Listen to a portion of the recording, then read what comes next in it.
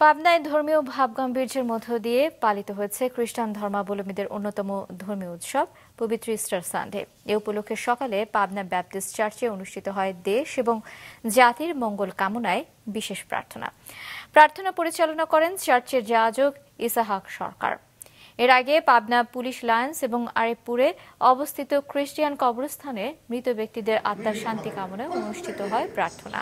খ্রিস্টান ধর্মাবলম্বীরা বিশ্বাস করেন যে ক্রুশবিদ্ধ হয়ে মৃত্যু 3 দিন পরে এই দিনে খ্রিস্ট ধর্মের প্রবর্তক যীশু খ্রিস্ট পুনরুত্থিত হয়েছিলেন। সেই থেকে তারা এই দিনটিকে ইস্টার সানডে বা পুনরুত্থান দিবস হিসেবে পালন করে আসছেন। আমরা বিশ্বাস করি আজকের এই দিনে প্রভু যীশু খ্রিস্ট আমাদের পাপ থেকে মুক্তির জন্য মৃত্যুকে জয় করেছিল। আমরা সুন্দরভাবে ইস্টার সানডে পালন করতে পেরেছি।